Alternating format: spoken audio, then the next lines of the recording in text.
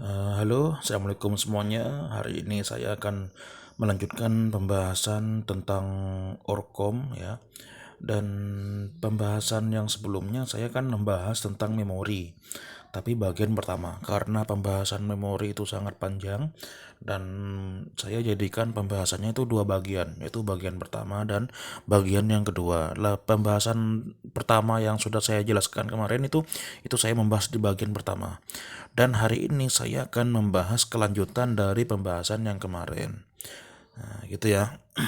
Yaitu bagian yang kedua. Untuk di bagian yang pertama kemarin saya sudah sempat membahas sampai ini ya, sampai fisik ya.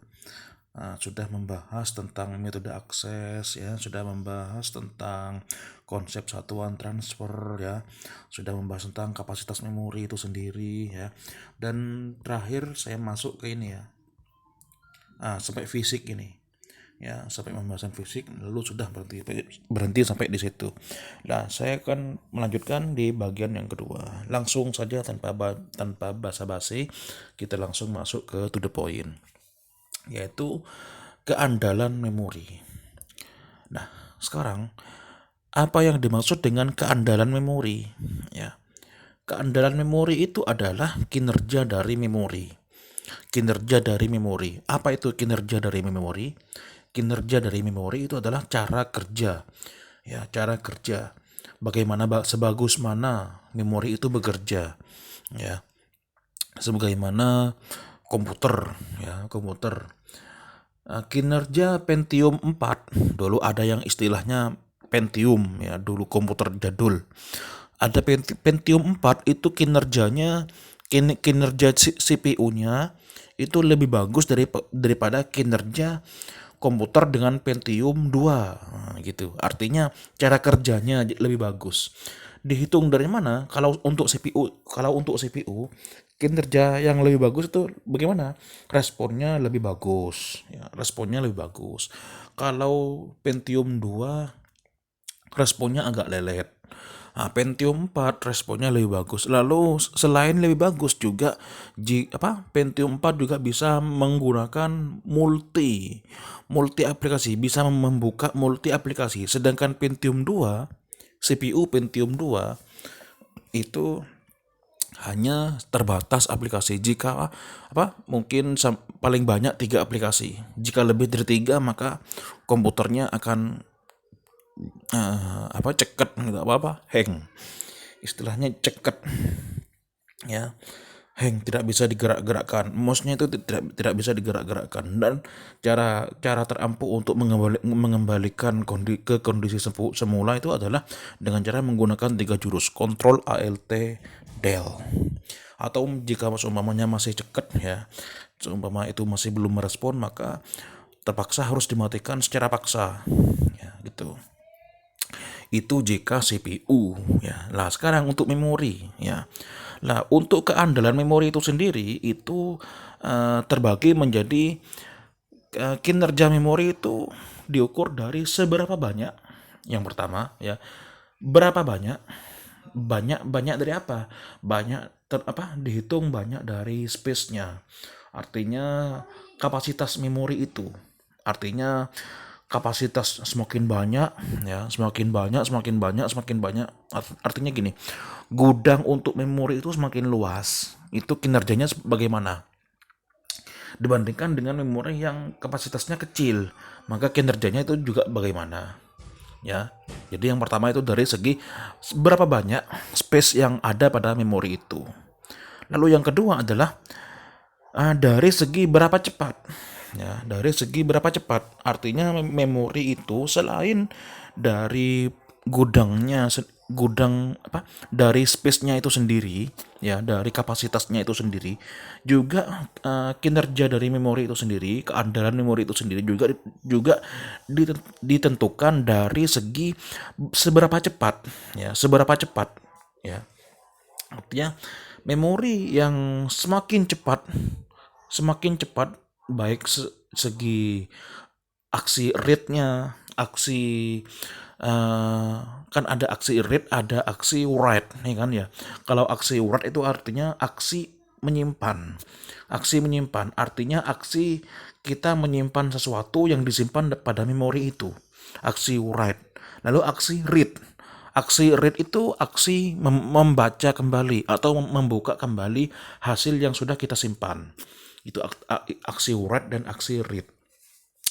Nah, aksi urat itu sendiri, jika kalian masih belum paham, sebenarnya aksi urat dan aksi read ini sudah saya jelaskan di pembahasan yang satu kemarin, gitu ya. Nah, aksi urat itu contohnya kalau diumpamakan dalam game, ya aksi urat itu adalah aksi menulis, aksi apa? Dalam dunia game ya, aksi save. Ya, aksi save, menyimpan, save. Sedangkan aksi read itu kan artinya membaca. Read, ya, read bukan red merah, bukan read, membaca. Itu artinya aksi load, ya, ngeload game yang sudah tersimpan sebelumnya, gitu ya. Nah, seberapa cepat, ya, artinya cepat atau tidaknya itu juga mempengaruhi dari kinerja dari memori itu, gitu ya. Bagaimana memori, ya, kalau dari segi perhitungan orang awam sih, dari seberapa cepat, ya, kalau memori read atau write-nya itu cepat, responnya itu cepat, maka sudah dipastikan keandalan memorinya itu semakin bagus, gitu ya. Begitu juga tidak hanya aksi write dan read-nya saja, tapi transfer menyimpan, perpindahan, memindah dari folder satu ke folder lain, ya, dengan cara ngekat lalu Ctrl V paste. Ini kan mindah, ya, mindah anggaplah seperti mindah video yang space-nya membutuhkan ruang yang banyak, ya. Memindahkan itu juga cepat apa enggak, ya. Mindah file itu cepat apa enggak, itu juga mempengaruhi dalam keandalan memori. Lalu yang ketiga adalah seberapa mahal, ya. Jadi memori itu, ya, biasanya produsen yang memproduksi memori itu kan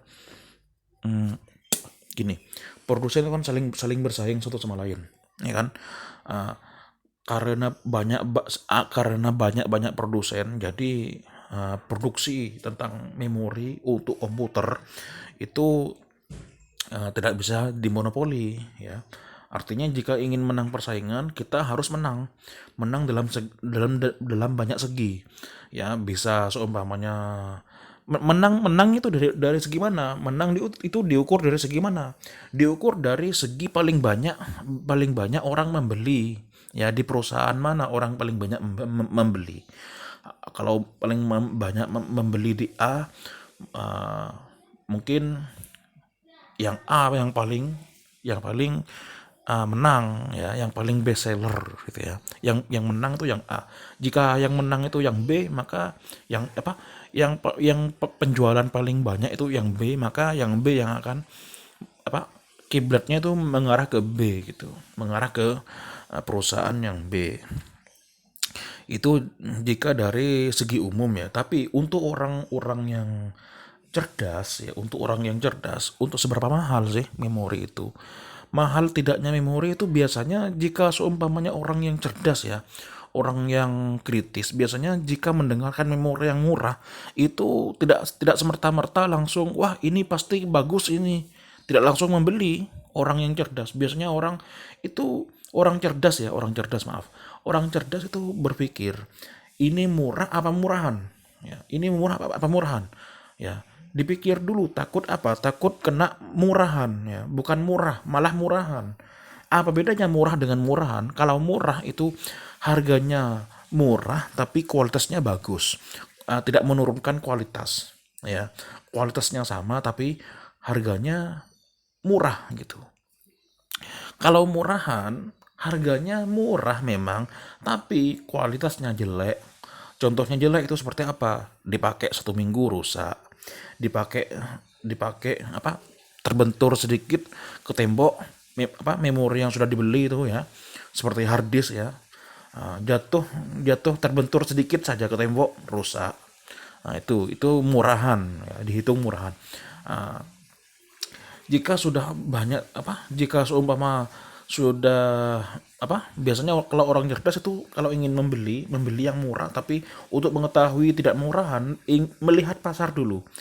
Jika seumpamanya yang murah itu banyak pembeli dan tidak ada yang komplain, pembelinya itu tidak ada yang komplain, artinya tidak ada keluhan dari pembeli-pembeli yang sebelumnya, maka sudah bisa dipastikan kalau produsen itu yang menjual dengan harga murah itu kualitasnya bisa apa, terjamin gitu ya. Artinya murah beneran, bukan murahan gitu. Oke, saya ngomong dari tadi ya tanpa apa. Oke, saya akan langsung mulai ya pembahasannya dari seberapa banyak ya keandalan memori dari seberapa banyak. Kalau dilihat dari seberapa banyak sih, yaitu sesuatu yang sulit dijawab ya, sesuatu yang sulit dijawab. Karena apa? Karena berapapun kapasitas memori, tentu aplikasi akan menggunakannya, gitu ya. Saya ulang ya, sesuatu yang sulit dijawab karena berapapun kapasitas memori, tentu aplikasi akan menggunakannya. Semakin banyak aplikasi yang dijalankan, ya, semakin banyak aplikasi yang dijalankan, maka uh, kinerja dari memori itu juga akan semakin ya tidak sebagus jika jika tidak ada yang jalan gitu. Artinya memori itu ya tergantung dari penggunaan gitu. Seberapa banyak. Lah, untuk room untuk room. Lah ini beda ya untuk room. Ini memori yang ROM-nya kapasitasnya banyak, lebih bagus mana ya? Lebih bagus mana memori dengan kapasitas ROM yang banyak dibandingkan dengan memori yang kapasitas ROM yang sedikit. Itu lebih bagus mana? Jawabannya adalah yang kapasitasnya lebih sedikit. Karena apa? Kalau kapasitasnya banyak dan banyak isinya, ya, dan banyak sekali isinya, maka uh, untuk akses memori, baik akses searching ya, terutama akses apapun, terutama akses searching itu akan semakin lambat, semakin banyak space-nya dan diisi data-data yang banyak sekali, apalagi datanya itu berjumlah sampai ratusan ya, bahkan sampai ribuan, 6 ribuan, maka aksesnya lama sekali dibandingkan dengan memori dengan space yang sedikit. Karena space yang sedikit itu mencarinya hanya di ruangan itu saja, ruangan yang sedikit itu saja, dibandingkan dengan ruangan yang banyak ya, memori yang ruangan yang luas, seperti halnya kalian mencari jarum dalam jerami. Coba bayangkan bagaimana mencari jarum dalam jerami, sedangkan jeraminya sudah ditumpuk di gerobak yang gerobaknya itu sudah penuh dengan jerami. Waduh, nyarinya gimana? Nah, susah kan? Bandingkan dengan kalian mencari jarum dalam jerami, tapi jeraminya ditaruh dalam satu gelas, ya, maka nyarinya mudah gitu ya. Tinggal gelasnya ditumpahkan saja, jerami yang ada di dalam gelasnya itu ditumpahkan saja, dicari sebentar saja udah ketemu. Jadi seperti itu. Jadi diumpamakan seperti itu. Jadi semakin banyak space-nya, maka kinerja dari memori itu semakin berkurang gitu. Semakin kecil space-nya, maka kinerja dari memori itu semakin cepat gitu ya. Itu dari segi banyak. Dan apakah kinerja memori itu diukur dari seberapa banyak saja? Oh tidak ya. Kinerja memori itu ya, itu tidak hanya diukur dari seberapa banyak saja, tapi juga diukur dari seberapa cepat. Maksudnya bagaimana seberapa cepat ya? Memori harus mampu mengikuti kecepatan CPU. Ya, ada memori yang lambat, ada memori yang cepat. Artinya aksi untuk read dan write-nya itu cepat. Ada yang aksinya itu read dan write-nya itu lambat ya. Ada yang cepat, ada yang lambat. Gitu ya. Nah, memori harus mampu mengikuti kecepatan CPU ya. Lah, berarti CPU ini beda dong. Ya beda. CPU ada yang cepat juga, ada yang lambat juga, gitu ya, kinerjanya. Lah, memori yang bagus itu adalah memori yang memiliki kecepatan yang bagus dengan CPU yang memiliki kecepatan akses yang bagus, yang memiliki kinerja yang bagus juga. Sehingga terjadi sinkronisasi kerja antara CPU dengan memori tanpa adanya waktu tunggu, ya, tanpa adanya loading karena komputer lain belum selesai prosesnya.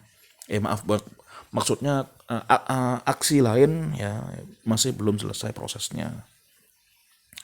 Itu dari segi berapa cepat ya. Jadi jika seorang produsen ingin meletakkan memori pada komputer tertentu, artinya ingin memproduksi ya, maka produsen itu ya harus menempatkan memori yang sesuai dengan kecepatan CPU. Ya, jika CPU-nya cepat banget, maka kasihlah memori yang cepat banget juga. Jika seumpamanya memorinya itu tidak cepat ya, memorinya lambat, CPU-nya bagus, cepat banget kinerjanya, ya kinerjanya bagus. Lalu kita kasihkan memori yang dengan kecepatan yang rendah, ya memori tapi kecepatan transfernya itu rendah gitu ya. Maka nanti begitu diproduksi laptopnya, komputernya begitu diproduksi, maka akan seolah-olah komputer ini lelet gitu. Padahal CPU-nya bagus, cuma memorinya rendah. Akhirnya dugaan pengguna ya, dugaan user, waduh ini CPU-nya lelet. Kena kan CPU-nya kan, padahal CPU-nya bagus loh. Cuma gara-gara disandingkan dengan memori yang jelek, akhirnya ikut-ikutan jelek juga gitu. Lalu yang ketiga, seberapa mahal sih gitu ya. Seberapa mahal itu, kalau seberapa mahal itu relatif ya. Bagi produsen selalu mencari harga produksi paling murah tanpa mengorbankan kualitasnya untuk memiliki daya saing di pasaran. Oke. Waduh, saya tadi ngalur ngidur panjang lebar ya. Nah, ya udah, ini tak skip aja. Berikutnya. Oke. Nah, ini hubungan harga, kapasitas dan waktu akses. Nah, ini definisi yang sudah saya ringkas ya. Ini ringkasan ya. Semakin kecil waktu akses, ya, semakin besar harga per bitnya. Semakin kecil waktu akses itu maksudnya menyatakan bahwa aksesnya cepat. Ya. Waktu akses yang semakin sedikit menunjukkan kecepatan akses yang sangat cepat, gitu ya. Artinya semakin cepat akses, ya semakin besar harga per bitnya, ya satuan bitnya. Lalu semakin besar kapasitasnya, ya semakin besar kapasitasnya, ruangnya, space-nya, 2 giga, 3 giga, 4 giga, 5 giga, semakin banyak kapasitasnya, semakin kecil harga per bitnya. Oke, itu ya definisi yang ketiga. Ini sudah paten ya, tidak bisa diubah lagi. Nah, definisi yang ketiga adalah semakin besar kapasitasnya, maka semakin besar pula waktu aksesnya. Oke, next. Nah, problem. Kapasitas memori yang besar, ya, karena harga per bit yang murah, namun hal itu dibatasi oleh teknologi yang memperoleh waktu akses yang cepat. Oke, ini lanjut aja ya ini ya. Nah, sekarang masuk ke hierarki memori. Ya, ini hierarki ini. Ini penting juga ini ya. Menurunnya hierarki mengakibatkan ya, yang pertama penurunannya harga atau bit. Yang kedua, peningkatan kapasitas. Yang ketiga, peningkatan waktu akses. Yang keempat, penurunan frekuensi akses memori oleh CPU. Nah, di sini pembahasannya ya. Nah, keempat poin ini ya, kunci keberhasilan hierarki ini pada penurunan frekuensi aksesnya. Semakin lambat memori, maka keperluan CPU untuk mengaksesnya semakin sedikit gitu ya. Nah, secara keseluruhan ya, sistem komputer akan tetap cepat ya, namun kebutuhan kapasitas memori besar maksudnya ya, itu terpenuhi. Ini hierarkinya ya. Di yang paling atas di sini ada yang namanya eh, apa ini tulisannya kecil ya, apa, inboard memory. Nah, ini inboard memory, memori yang ada di boardnya. Lalu ada outboard memory. Memori inboard memory ini maksudnya memori yang ada pada komputernya itu, yaitu berupa RAM dan ROM ya. Inboard memory yang ada pada inboardnya, yang ada pada komputernya itu sendiri. Lalu ada memori yang bertipe outboard storage. Nah, lalu yang terakhir itu ada offline storage ya. Lah dari segi hierarki ya, segi hierarki lah semakin bawah itu semakin banyak. Artinya yang paling urutan paling sedikit itu adalah apa itu namanya? Inboardnya, inboard memory, memori yang ada pada komputer itu. Sedangkan outboardnya itu semakin banyak, apalagi sampai offline storage ya. Contohnya untuk offline storage itu adalah magnetic tape ya, lalu ada MO, ini MO ya, apa ya, tulisannya kecil ya, ada worms. Sedangkan untuk outboard storage contohnya adalah magnetic disk, CD-ROM ya, CD-RW, DVD-RW, DVD RAM. Sedangkan untuk memori inboard memory yaitu register ya, ada cache dan ada main memory. Cache itu seperti yang sudah saya jelaskan kemarin ya. Cache itu seperti history ya, cache. Nah, history yang masih belum hilang ya, masih belum ada, itu menyebabkan memori itu banyak ya. Meskipun aplikasi-aplikasi yang sudah dipakai sebelumnya di-close semua, itu menyisakan cache. Oleh karena itu kenapa kok tambah lemot ya ketika kita membuka laptop ya, bermain game, lalu setelah itu aplikasinya dimatikan semua. Anggaplah gini, kita main game besar di laptop ya, main game besar di laptop, setelah itu gamenya di close ya, kita berhenti main dan gamenya di close. Lah dari segi logika itu kan seharusnya kan tidak membuat lemot lagi kan ya. Dari kinerja memorinya kan kinerja memori dan kinerja CPU-nya kan tidak lemot lagi karena gamenya yang sudah kita mainkan sebelumnya kan di close. Tapi itu masih menyisakan cache, itu artinya masih lemot gitu. Artinya apa? History dari kita bermain game itu masih ada dalam CPU-nya itu, yang disebut dengan cache gitu. Lah cache-nya itu yang masih ada. Jadi bagaimana caranya? Kita merefresh terus. Klik kanan refresh, klik kanan refresh, klik kanan refresh untuk mengikis cache-nya itu agar hilang gitu ya. Oke, next. Berikutnya ini ya. Nah, ini ada tabel spesifikasi memori. Di sini ada tipe memori ya. Ada tipe memori, ada teknologinya, lalu ada ukurannya dan ada waktu akses.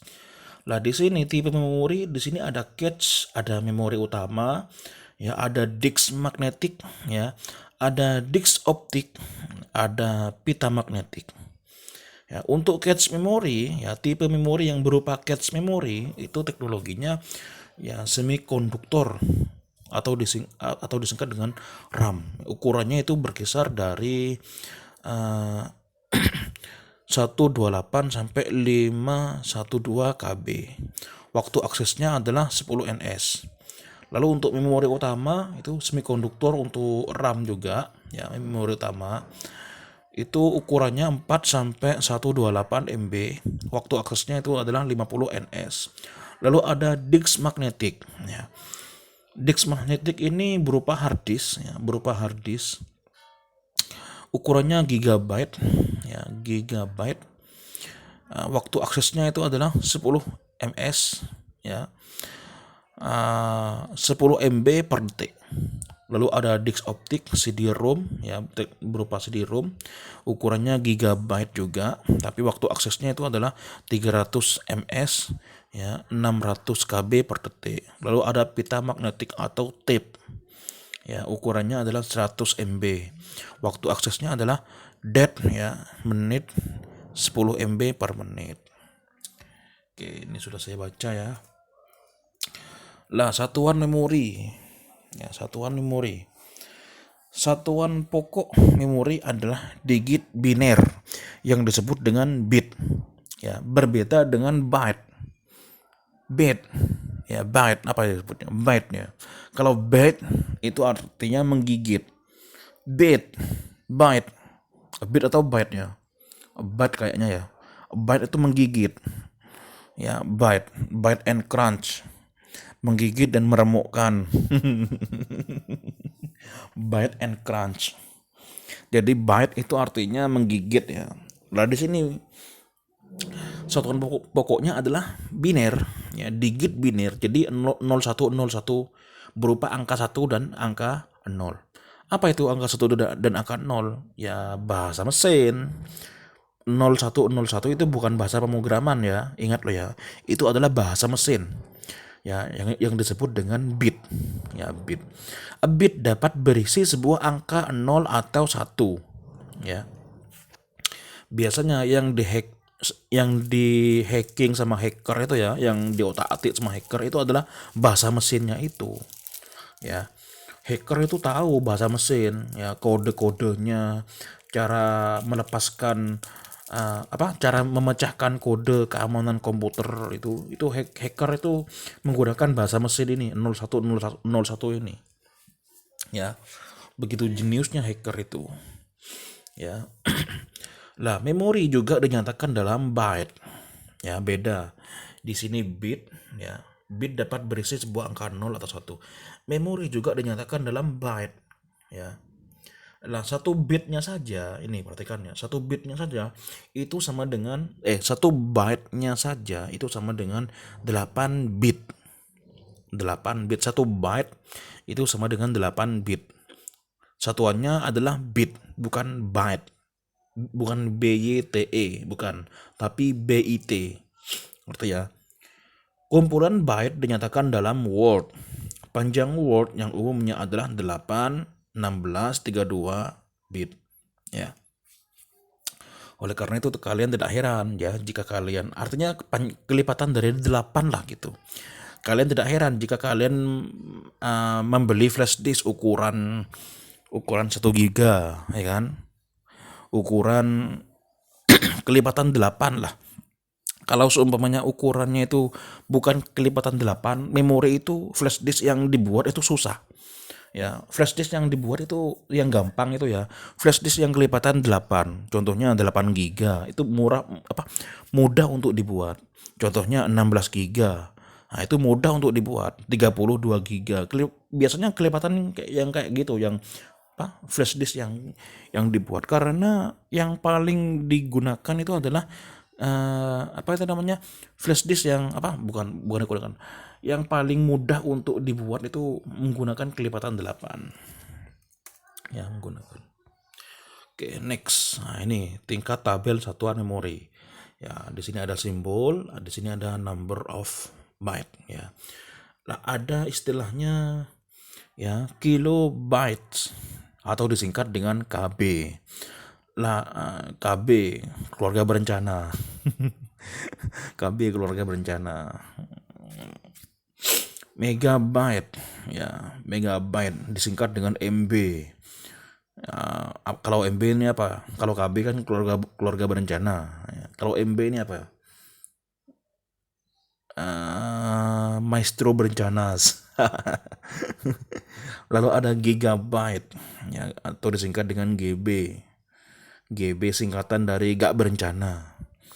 Ada terabyte atau TB ya, singkatan dari tu lo berencanas.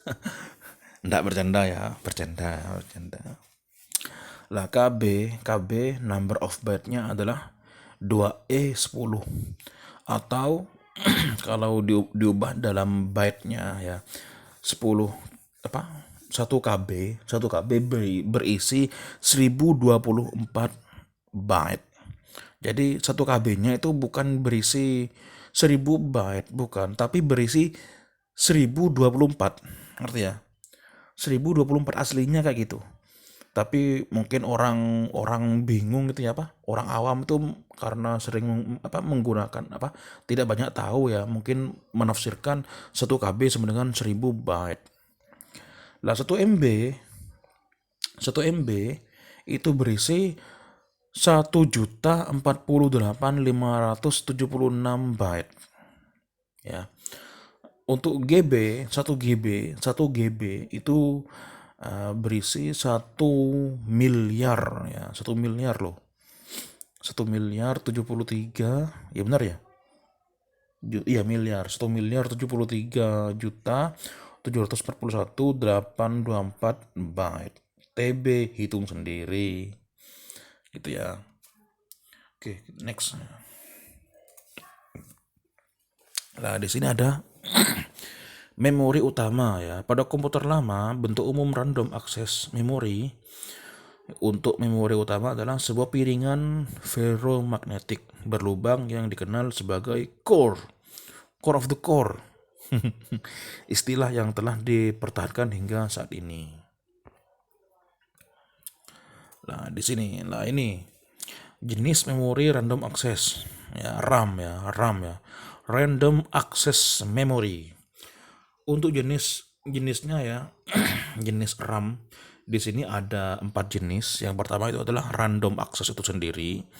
Lalu ada volatile RAM, lalu ada RAM dinamik, yang terakhir ada RAM statik ya. Nah, untuk random access itu sendiri ya, untuk random access yaitu adalah data secara langsung diakses melalui logik pengalamatan write in ya. Biasanya itu dimungkinkan pembacaannya dan penulisan data ke memori secara cepat dan mudah. Nah, untuk volatile RAM itu menyimpan data sementara. Lalu untuk RAM dinamik itu disusun oleh sel-sel yang menyimpan data sebagai muatan listrik pada kapasitor. Lah, kapasitor di sini memiliki kecenderungan alami untuk mengosongkan muatan ya. Maka RAM dinamik memerlukan pengisian muatan listrik secara periodik untuk memelihara penyimpanan data. Biasanya untuk operasi data besar. Yang terakhir ada RAM statik. Nah, RAM statik ini adalah nilai biner ya, disimpan dengan menggunakan konfigurasi gate logic flip-flop tradisional ya. Nah, untuk RAM statik ini di dalamnya untuk menyimpan data selama ada daya listriknya ya, lebih cepat dibandingkan RAM dinamik. Lalu ada ROM ya. ROM itu read only memory ya. Sangat berbeda dengan RAM, data permanen tidak bisa diubah. Keuntungannya untuk data yang permanen, kerugiannya apabila ada kesalahan data atau adanya perubahan data sehingga perlu penyimpanan ya, penyisipan itu.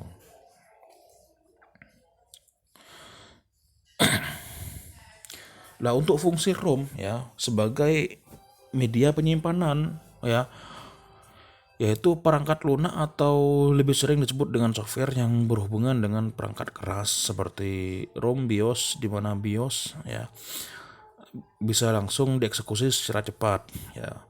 ROM ini menyimpan data ya, menyimpan file-file ya berupa foto ya, berupa video, berupa musik, berupa hasil ketikan, itu semuanya disimpan di bagian ROM ini.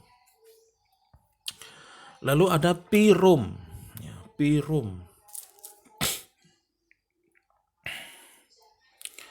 Nah, untuk PROM ya, PROM itu kependekan dari Programmable Read Only Memory ya. PROM adalah salah satu jenis ROM ya, merupakan alat penyimpanan berupa memory device yang hanya bisa dibaca isinya.